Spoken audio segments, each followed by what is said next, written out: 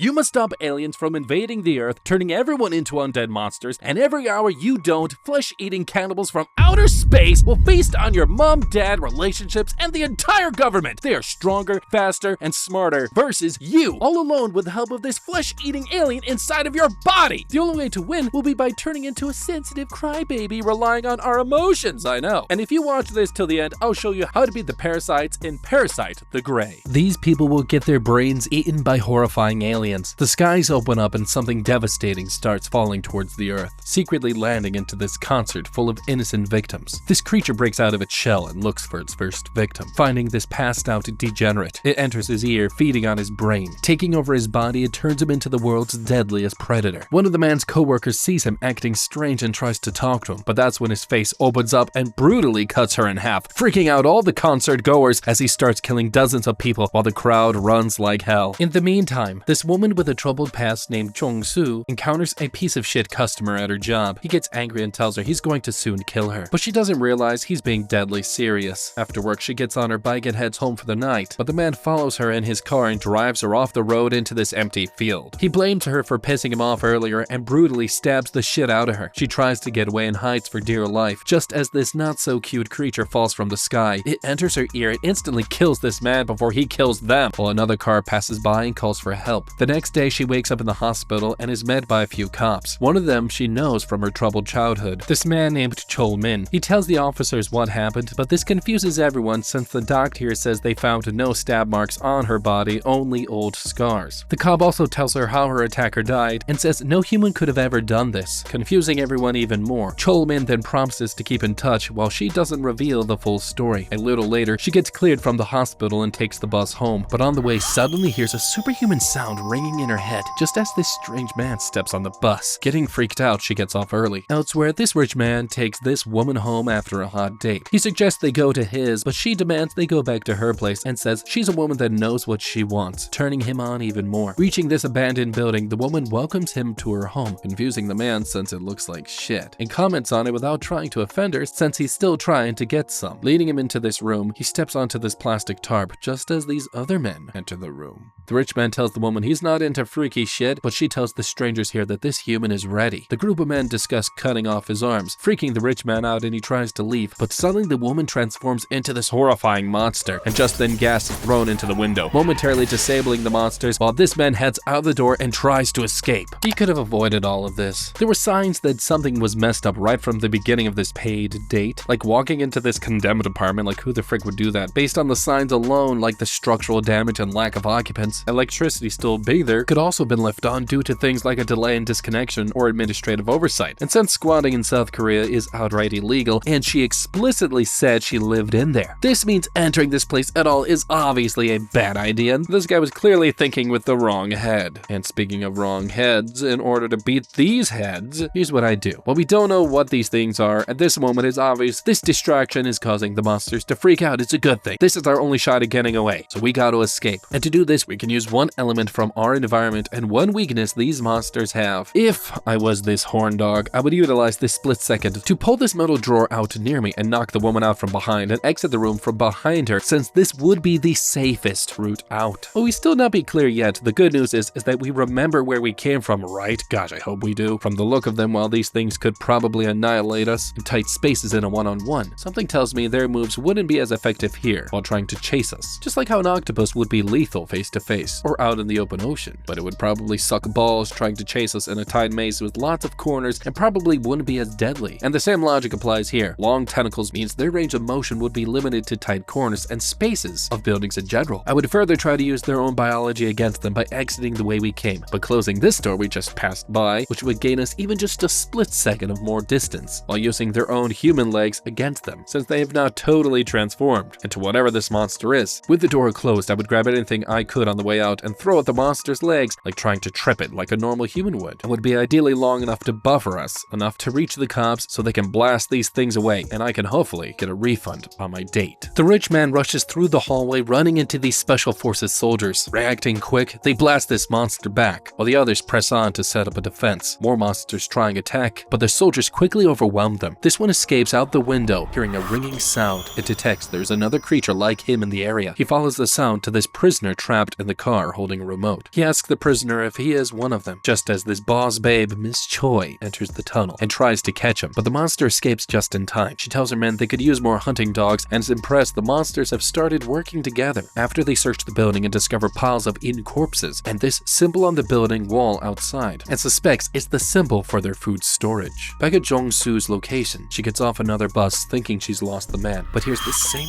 ringing sound from earlier. The same man has followed her. She starts to freak out and calls her cop friend Chol-min. The man starts chasing her and she quickly gets cornered by another woman. This woman tells her that she is one of them, but Jong-soo has no idea what she's talking about. The man wants to confirm her identity, turning it into a monster, and strikes her, but instantly gets blocked by Jong-soo, whose personality has now changed into a monster like them. The man tells her she is one of them. She must join their organization so their kind can survive, handing her this church flyer. He directs her to head there tomorrow, and these two leave her alone. Nearby, this man, Kang-woo, watches the shit show and tries to escape, but gets discovered by Jong-soo, who corners him. He tells her that he's a criminal on the run and stopped by his older sister's house today on the way out of town, the woman they just met, but his younger sister has gone missing, and he thinks his older sister has something to do with it. Jong-soo asks for his ID and then gives him a set of instructions on what to tell the real Jong-soo when she wakes up, or else he'll die. A little later, the real Jong-soo wakes up, not remembering what happened. Seeing this man waiting for her, he introduces himself as Kang-woo and tells her what's really going on. The night she nearly died, a monster entered her body and healed her so she wouldn't die. But in doing this, it failed to take over her mind in time, and now the real Jong-soo and this monster share the same body. The headaches she's been getting is because her senses can now pick up on other creatures like her nearby. Jong-soo is still confused, but Kang-woo doesn't care, telling Jong-soo's monster that he did what it told him to and heads out, taking his older sister's church pamphlet. He gives her a final warning to stay away from other monsters like her at all costs and leaves to look for his younger sister. Jong-soo then heads home as clueless as ever, but comes up with an idea on how to communicate with her alien. She writes in her journal before bed, asking if anyone is inside her. Taking a mini nap, she wakes up to discover that the alien inside her has responded. We'll call her